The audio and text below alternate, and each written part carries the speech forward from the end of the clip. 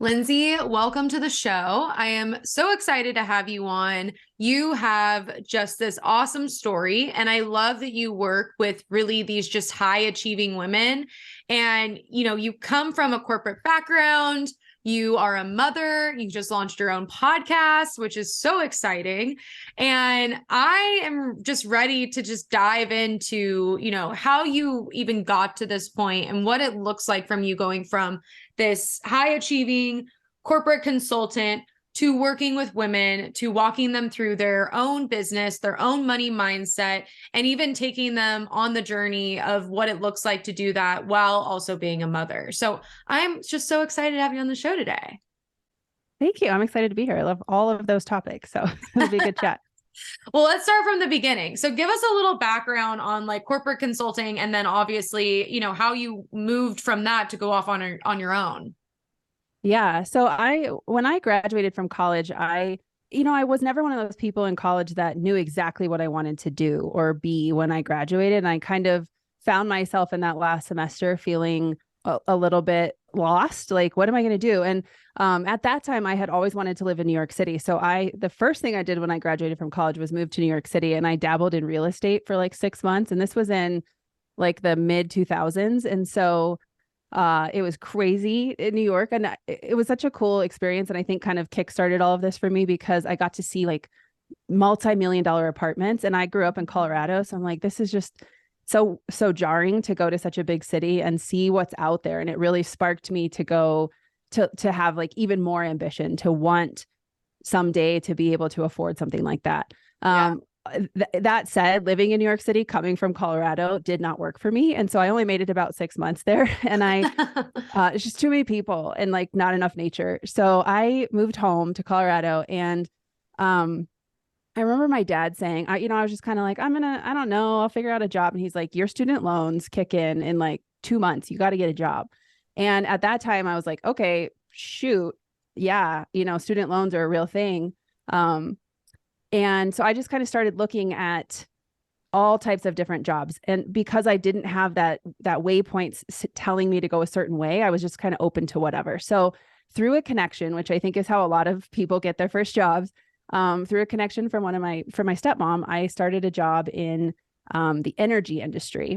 And that's where I spent about 9 years in the corporate world, was in international sales and a bunch of different roles working in this big energy company, which, looking back, I'm like, how did I end up there? Because my degree was in political science, and I'd always been kind of a politics nerd and entrepreneurial and all this. But it turns out, looking back, that type of role, being in sales and working in a corporate environment, and the company I worked for was bought and sold 3 times while I worked for them. So I went from working from like a 200-person company to a 5,000-person company to like a 150,000-person company. So I really got the whole gamut of what it's like to work in corporate when it's small family-owned business and everyone's name, all the way up to like some dude in France is making decisions that affect me, and through those years that I worked in the corporate world, I got a lot of the experience that I now use in both, coming out and doing consulting work, and then now in entrepreneurship, where the fundamental skills are all the same. Like you're learning to communicate, you're learning to be more of an inquirer than an advocate. Like that was one of the biggest lessons in corporate for me, was learning how to ask questions and how to listen, because you're so powerful when you understand what someone's asking without asking. And a lot of that translated into entrepreneurship. So I spent those 9 years traveling all over the world, learning about business all over the world, and learning about how the inside of business is done, the politics of being on teams and getting raises and moving up and taking on more responsibility. So I moved up, I got promoted, I traveled all over the world. I saw the world. It was incredible. And they, the company paid. So I basically got to see most of the world in business class, and they paid. So I feel super grateful for that. But I remember getting to like the last year of doing that, and I was traveling 2 or 3 times a month. I was all over the world. And I couldn't have relationships. Like my friends never saw me. I definitely didn't have like romantic relationships because it was just impossible traveling that much. And I started to feel this inkling of like, I'm not passionate about this. And is this really like, I could keep getting 5%, 10% raises every year. I could make 100 grand. I could make 150 grand. I could make 200 grand, but I'm going to be traveling like this my whole life. And I could see the people that I worked with that were a lot older than me, where, their marriages were failing because they traveled so much, and they were physically unhealthy because they traveled so much. And I was like, I just don't want this life. So I quit. It was like before quiet quitting was cool. I just like stopped working before Christmas, and I just didn't come back. And I told him, I was like, I'm done. And this isn't for me. And I don't feel appreciated. And I want to do something different. And they were kind of shocked. A lot of people told me I was stupid to walk away from it all, but I really felt like I wasn't going to live like the full purpose of my life if I stayed that comfortable. And then so my first couple of years out, and I think this is common for people when you leave a career, it's not like I was immediately successful as an entrepreneur. First couple of years out, I was mostly doing consulting work back in the same industry because I was comfortable there. I had relationships there. And it was a way for me to like, quote unquote, replace my salary without having to take too many bold moves. Mm-hmm. And it still took me a couple years after I quit to really get into the groove of entrepreneurship.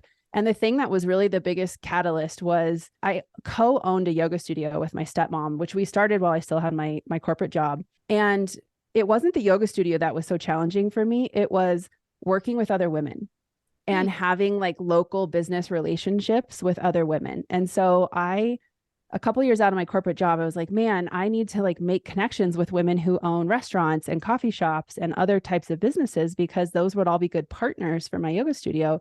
But I had no skill set, none, in building like entrepreneurial, like women supporting women type relationships. So I started a networking group, and I started putting on these like women events, and I called it Women and we did like women in whiskey, women in bubbles. And we would have these big events where it was all women business owners from the local area. We'd basically have a little party, but we get to meet each other and all of that. And that was super, super successful all the way till COVID hit, obviously. And then it went away.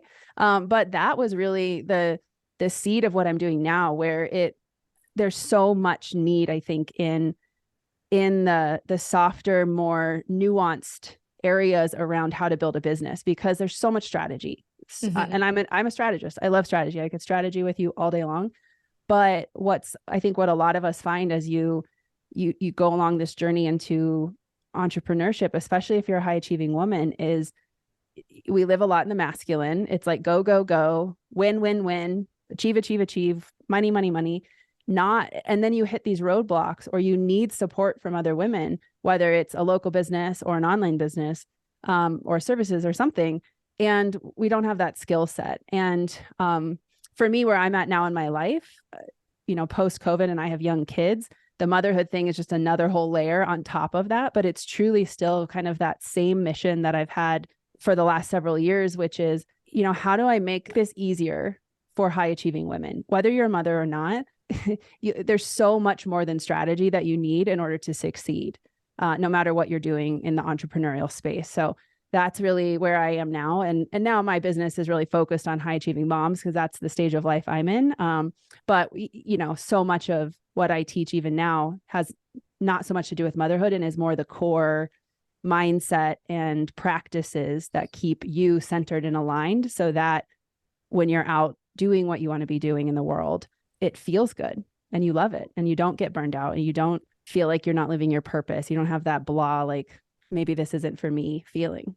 Wow, there is so much to unpack there. And I love what you said. The one thing that stuck out the most out of all of that is women being so in their masculine, mm-hmm. especially whether it's, being an entrepreneur, being in this corporate kind of structure, which it sounds like you were really, really in it. Like, I feel like I talk to people and they're like, oh, I came from corporate. I was a marketing director. I came from corporate, but it sounds like this job was really intense. What was it about moving into now you going from a corporate consultant into consulting women that was like, this is where I want to go? Because being an online coach or being an online consultant for women, it's become very saturated, right? There's a lot of coaches out there. There's a lot of consultants out there. So what made you be like, this is the route I want to go? And then how did you build it? So I wanted to go that way because I still felt, despite how saturated it is, I still felt, and I really got my start like 2017, 2018,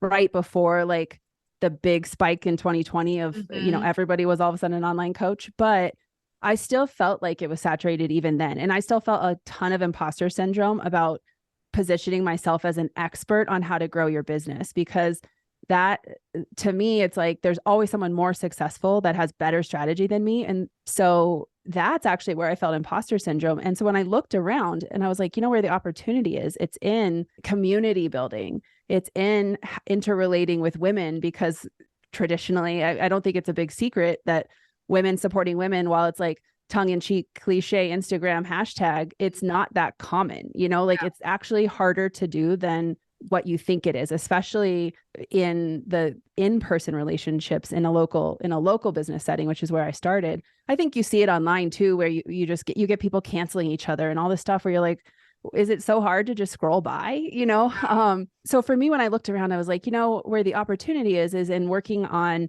what's going on inside of me that makes me jealous of her, or makes me want to talk shit about her, or makes me not want to support her business out of spite. Like, what is that? And for most of that, it has nothing to do with what they ever did. It has to do with me and my own insecurity, jealousy, money, mindset issues that I'm projecting onto other people when I see them succeed. And I'm like, she doesn't deserve that. A lot of that questioning of like, where is this coming from in me? I like transmuted into the work of my business and really tried to build programs and resources that helped women look at that stuff in community with each other, which was also, another layer of difficulty, because it's so hard for a lot of us to be vulnerable around other women.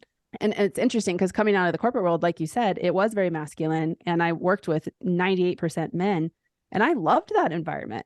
Like I honestly could get what I wanted in that environment very easily. I'm tall and blonde. Like, I was in my 20s. I knew how to work it, like I knew how to manipulate that situation. Sitting in a community of women who are all similar to me in their businesses, to mastermind with them was incredibly uncomfortable compared to the corporate experience. And so all of my work now is working on how do we as women get into inner alignment and do the work on ourselves, so that when we come outward and we're working with each other or we're working with our clients, we aren't taking stuff that's out of alignment inside of us and projecting it onto other people. That not only does that make your business grow faster and with more ease, but it just feels better to live in that body than it does to be in the body that's all like wound up with feeling out of alignment or feeling imposter syndrome or feeling judgy, And I feel like I feel like you're hitting the nail on the head with a couple things. I feel like, even from my own experience, there's been a lot of distrust with other women. And it's been really hard to find like fellow entrepreneurs in fact, I just did a podcast on this, that I've been able to like call like my tribe and be able to connect with. And I have done a mastermind before in business, and it was one of the most transformational things for myself and for my business. And it was all women.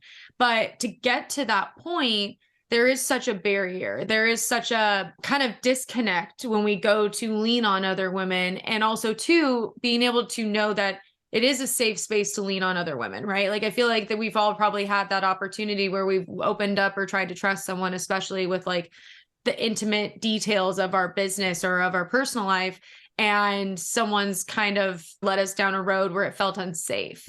So as you're doing all of this, tell me where, motherhood hits. Tell me the story of how this happened, because you're on this trajectory, you're moving toward it, you're working with women, and then now you're becoming a mother. By accident at first. So, last point on that last statement, I'm not perfect at this. And I definitely, part of kind of what happened in all my businesses in 2020 was the breakdown of that women's networking business. Is mostly because of COVID, but somewhat also because it had become toxic, because I had poor boundaries and I had let some of that, like you just said, where it doesn't feel safe. And all of a sudden now there's people that know things about each other because they're in a mastermind together that they wouldn't otherwise know, intimate, personal things. And in the wrong hands with people who you can't trust, that information becomes the fodder of gossip and takedowns and rumors and all these things. So, I don't want to claim to be perfect there, but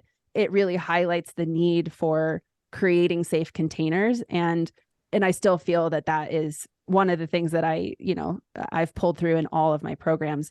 But yeah, so motherhood, I was like full on in this business, the women's networking business. I also had a yoga studio, and my partner, he is also an entrepreneur, and I was actually still doing a little bit of consulting work because I'm a multi-passionate entrepreneur at this point in my life.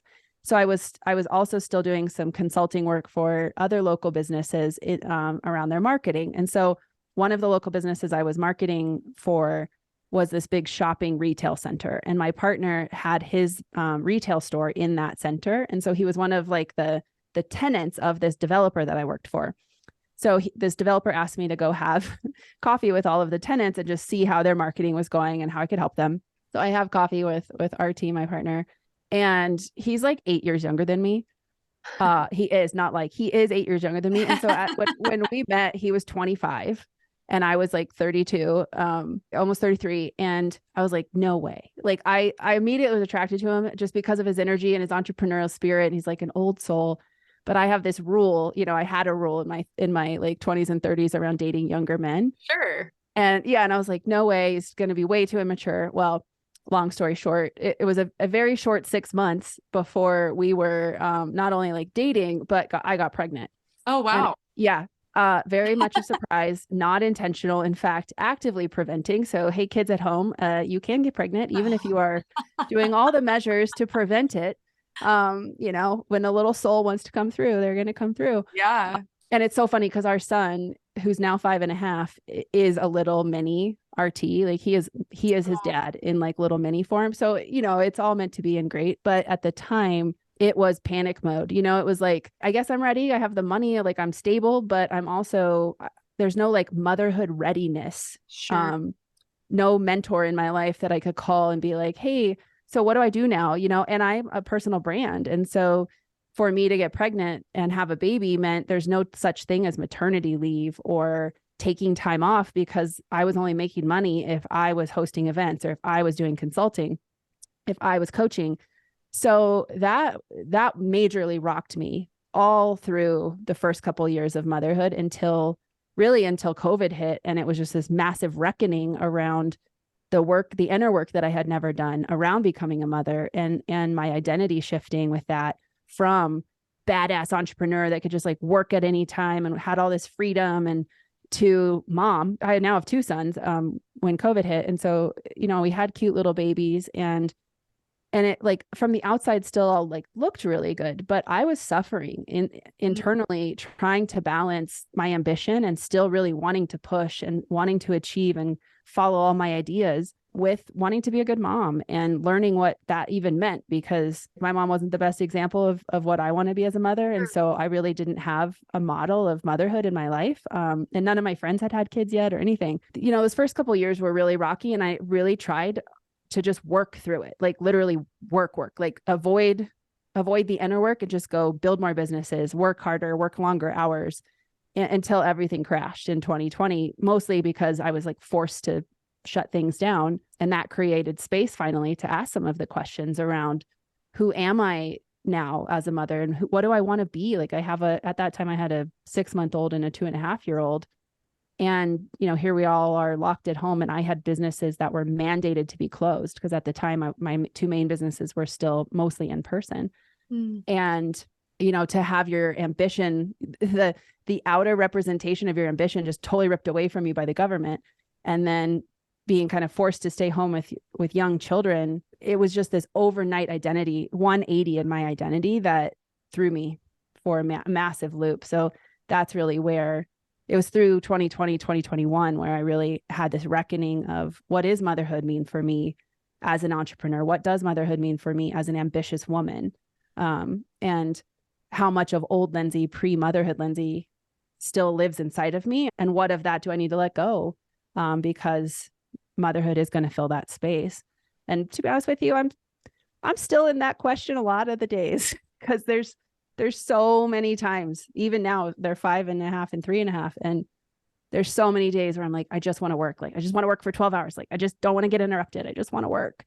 And those are the freaking days where I get a call from daycare and they're sick, or somebody's in a mommy mood and just needs to be around me, or, I get derailed by some motherhood thing I forgot about that now I'm obsessed with in my mind that I need to go take care of. No, I think no matter how prepared you are or how much of a surprise it is always a massive shift in the identity of you. And so parenting, babies, all that is its own whole other conversation, where I think there's value in the work that I do now is specifically around the identity transition that happens and how hard it is for a lot of us who come from hard driving ambition, entrepreneur, side hustling to, wow, okay, how do I keep up with that pace and have kids?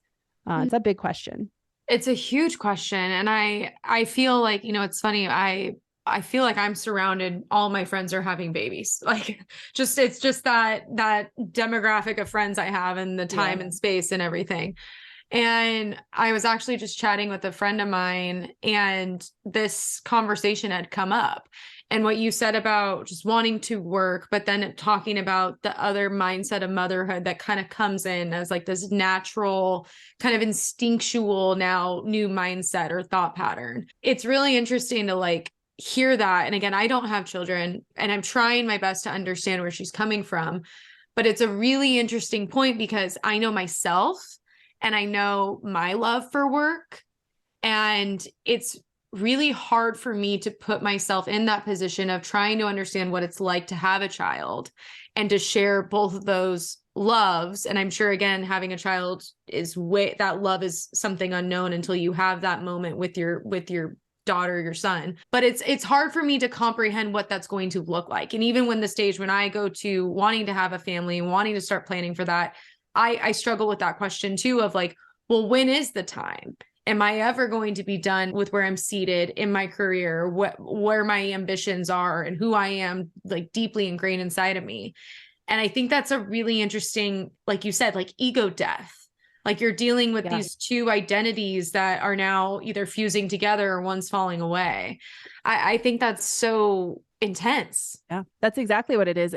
I've done a lot of interviews for my podcast, and it's a common theme to hear mothers talk about like the death of ambition, because in those early days of motherhood, when you have your first child, there's so many things, obviously, physical, emotional, hormonal, all these things, but the identity piece often gets kind of buried because you're so overwhelmed by keeping a baby alive and the physical healing and the relationship that shifts. Because man, does your relationship change? Like that's a whole other topic, and on and on and on. There's just massive mental load that comes with it. And one of the, very few people come to you in those early days and are like, how's your identity? They're like, how's the baby? How's breastfeeding? How are you healing? How's your relationship? Are you getting sleep? It's a lot of like the new life questions, not so much like, how's your grief over losing your old identity? How are you feeling knowing that you won't be able to move at the pace you used to in your work? And those are questions I didn't know to ask myself in those early days, but those are the things I ask now. And what's interesting is most of the people that I'm around now that are parents, that are mothers, they aren't asking themselves those questions for a few years, because in those early days, it's just not where your mind is. And I think that that's too bad. And that's part of the awareness that I want to raise is if you know about the transition ahead of time and you like someone like what you're saying, it's like when I'm ready and I start to ask, is this the time? I think that if you have the tools ahead of time to say, man, one of the things I really need to ask myself now before I have kids is, what do I think I want, from my ambition and my work once I'm a mother? Like, let's just set an intention. Now, once it happens, all bets are off. But if you've actually thought about it, you're 100 times ahead of the game. Because I think most of us, either we just expect we're going to go right back into wanting to work and doing what we're already doing just as much as we do today, or we think like, no, I'm just going to be a mom, like it'll be great. And you start to feel this urge come up after a few months where you're like, man, I really like want to talk to people. I really want to create something, and being just a mom, quote unquote, isn't enough. And, it's fine if that's for you. Sure, I think for a lot of us, especially if we're entrepreneurial and ambitious before we have kids, we can expect that it's not going to be enough for us to just be a mom. Like we want to still have the thing we're creating with our identity. I think that the answer is there's never a good time. And mine was a total accident, but I also know people that chose, tried to get pregnant and did get pregnant in the timing that they wanted. And they ended up in the same place I did, where it was like, this isn't at all like I expected, but I also don't really know what's wrong. It's something in my identity that feels pulled in both directions, and I don't know which one to honor. And that's now my work. I'm saying this all the time. It's like, I'm just going to try to help you find harmony between your desire to succeed and your devotion to motherhood, because you aren't ever going to choose one over the other permanently. They have to work in harmony, and you're going to go up in some and down in others. And the sooner that you figure out that it's okay that they move in an ebb and a flow, and you're not trying to be the best at both at all the times, that's when life starts to feel good again. I mean, I have so many questions, and I'm gearing this through like my own lens, right? Like I'm gearing this through where I'm currently at and where I want to be when I want to go to have that family. And it sounds so, without like lack of better word, scary, because I think that for those, like you said, these high achievers, the ones that crave the success, the ones that have something inside them where it's like, I want to build, I want to create, I want to have that identity that is linked with what I view success to be. It sounds scary to feel like you're going to have to incorporate something that is going to pull that away. But also too, it's like, well, I want the best of both worlds. I don't want to give up having a family, but this also sounds really intense that I'm going to have to juggle both. When you're talking to women that are maybe having these conversations and they're looking at, when is the best time for me to do this? How do I walk through the idea that I am probably going to have this ego death, and I am probably going to go through an identity crisis? What's some of the ways, that you're helping them find that harmony with those conversations, even before they're mothers? So a lot of self-inquiry, and it's like, I think we get kind of numb to how much self-help and personal development is out there. But when you really apply it with a specific intention, I think that's when it's incredibly powerful. Things like core values is a lot of where I start with people. I'm like, what do you, if it was just for you, like you weren't going to present it to anyone, you weren't going to put it on Instagram, like, so it's not performative at all. If you did your core values and you really asked yourself, how do I want to feel in my life today without kids, and what I imagine it would be like to have a partnership where I want to bring a kid into that situation, and and allow yourself to write out what those words are, the real core values of what you want, that aren't based on necessarily your current reality. It's like, I'm not trying to force this current reality into a future that I don't know, but what of now do you want to keep? Like, what's the most important to you today? What are your core values today? And are those the same core values that you imagine that you're going to want to have when you're building a family? Mm-hmm. And I think even starting there with people and getting them out of the performative mode of core values, where it's like community and yes, abundance and all these things that don't really mean anything, Yeah. And those are on my list too. So it's no, fine. I'm laughing because I can see myself being like, instead of my true core values, I'm like, well, what do I think I need to be at? Like, right. Where's my measure of success for that? Exactly. And I think a lot of what becoming a mother really makes you realize is where you've been living out of alignment, because that's the stuff that shows up rearing its ugly head in those early days of motherhood. And that's not necessarily in any one aspect of your life, but it can be, where are the holes in your relationship that you want to make sure are patched before you bring a kid in? Because I will tell you, the number one thing, I'm in a lot of high performing mother circles at this point in my life. I'm never not shocked by how many high performing women with big businesses and kids have relationship issues, major relationship issues. And I'm like, dang,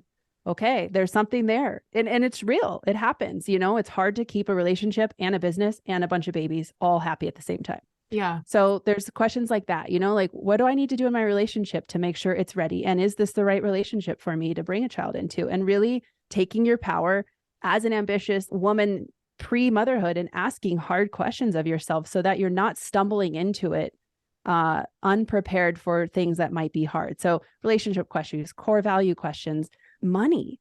Mm-hmm. One of the main things that comes up in all of the conversations I have now is, if I'm the breadwinner and I'm used to making my own money, like I was 34 when I had my first son, I was the breadwinner. I've been making my own money since I was 21. I had never had somebody else, I'd had other relationships, but never where we shared finances. Yeah. So if you're someone who's used to making your own money, and used to being able to care for yourself and spend money how you want to spend it, there's a lot of questions and a lot of inquiry to do around how money is going to work for you. Because one, it's really expensive to have kids. And two, there's just going to be questions that come up around money, and your ability to be the breadwinner may or may not still be possible for you post motherhood. So it can be scary. And I see where it looks that way from the outside. I don't mean to scare people. But I wish it's that I heard just these me. No, I hear it a lot. But it's like, I wish I had heard these things before I became a mother, because I feel like it would have at least given me some paths to go down to start asking questions that I honestly didn't ask until I was 3 years in, and I was having my relationship fall apart. I was having businesses fail because I couldn't maintain the pace. I was having my body break down because I had completely put myself at the bottom of the list, like physically, so that I could service the kids and the relationship and the businesses. And I was, 30, I still was 30 pounds heavier because I hadn't been able to like re-regulate my body after birth. And wasn't sleeping. And, I was relying on like massive amounts of caffeine every day to even function. I'm like, you don't want to have to hit rock bottom to wake up to all of this. It's so much better to look at it ahead of time and go, okay, I know there's certain things that are going to be totally out of my control, but there is a lot that I can start to ask myself in my core identity now, so that these are not surprises to me when I make the transition into motherhood. Yeah, I love that. And I love, I think again, me being in this position, and obviously those listening that maybe aren't mothers yet, could take a lot of value from that, because there is so much desire, again, especially for myself, to have a family one day. But I do struggle with that. I do struggle with the idea of, well, what is it really going to look like for me? What is this next chapter really going to be like? And I'm definitely one that's like, I can take on it all. Like, I can do it. Yeah. I can do the businesses and the relationship and the babies, like, no problem, and kind of be naive to that. But I think, again, when you're talking about it and you're sharing so much shared experience there, it does really kind of shift your perspective of what to expect. Mm-hmm. And I mean, I think what you're doing is just incredible, Lindsay. Thank you. To put the final point on it, I do think you can do it all. And I advocate for that. I absolutely believe women can be great mothers and super fucking successful. Like that is my mission statement. Like, I believe you can be wildly successful and a devoted mother. What I don't think is that you can do it by yourself and that you can just gut it out, mm-hmm. or that you can outwork the pace of it all. Like, that's what's going to get you in trouble. That's what I tried. I tried to just gut it out and outwork it. And I did it for 3 years, and then everything fell apart. So now it's like, okay, instead of gutting it out and outworking it, you can do it all, but you've got to be you've got to be working on your identity. You've got to be doing the inner work. You've got to be building systems and structures in your life and your business that allow you to have this fluidity, because there's going to be the days where motherhood takes precedent over the business and vice versa. And you have to have a resilient system. Otherwise, if it's all reliant on you, it's not going to work. And so, that's kind of the rallying cry is like, you can do it. Especially ambitious women can freaking do it, because I know you want to do it well. And that's what's going to make it beautiful. Mm-hmm. But what I wish I had heard was there's a lot of foundational work that could be done to make the ebbs and the flows not feel so freaking hard. Yeah. And that's what I help with now. I love this. And I know we didn't really have a chance to kind of dive into, your marketing structure and how you were able to grow this business, because I think that's also really crucial. But I want us to kind of end on, this question. I ask everyone this question on the podcast, and I think it'd be really interesting to hear from your perspective what, the word influence means to you. And again, I always ask this question. There's a lot more that I would have loved to cover with you, Lindsay, especially on, just the way that you have built and grown this business. I think that what you're doing is very different than a traditional business coach. I think it's very different than a traditional motherhood coach. I think that you're really kind of opening up a lot of opportunity for women to connect and to grow. But I do want to kind of end this episode with this question. And again, that's, what does influence mean to you? Yeah. Influence is the result of you being in alignment. My whole structure is based on inward, outward, upward. So I start with inner work. Like, we've got to go inward first. And that means working on you. Then we take all the work you've done and we point it outward and we work on your messaging and your branding and your business structures and all the like fundamental blocks to create influence. Because to me, marketing is just influence. Whether you're marketing a coaching business or a chiropractic office or a luxury product or even a big, huge business, a corporate entity, you know, it's like, are you going to buy from Ford or Chevy? Well, which one has had more of an influence on your life? Like, you're probably not going to just walk into a dealer, look at two cars and just randomly pick one. You're going to be like, oh, grandpa drove a Ford. Oh, there's some nostalgia there. Like, you know, so influence is everywhere around us. And obviously we live in a social media world, so we know what the word means now. But to me, it's like, for you as the owner, and I think we're moving into that's a longer conversation too, but this world of 2023 and beyond, like, it's the world of personal brand. Even if you are the CEO of a giant company, you have to have a personal brand, because people they want to know the person and they want to trust the person. And what makes someone influential and trustworthy is if they are obviously in alignment.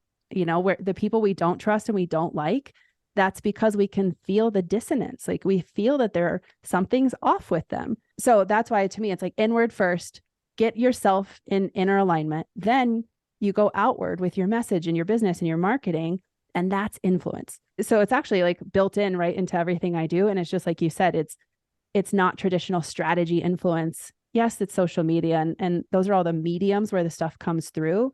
Mm-hmm. But, you know, your neighbor can be influential. The HOA guy, you know, like my retired neighbor is the head of the HOA, and he's influential in the neighborhood. And it's because you can tell, like, he follows the rules. He knows he knows all the rules. He cares about things, and he's kind to people. And so it's like, okay, you can be influential in any way in your life, as long as you are clearly in alignment. And that's what people are looking for.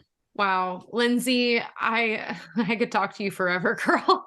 I mean, you totally you pull on my heartstrings with, you know, just the work that you do, and obviously with guiding women and tying that all back to, again, that ambition and that success that we all crave. Where can everyone find you? How do we listen to the new podcast? Drop all the links for us. So mostly Instagram. I'm a millennial, so that's my jam still. It's at Lindsay Roselle. I was just talking to one of my business partners about TikTok, and I was like, I don't know. I can't.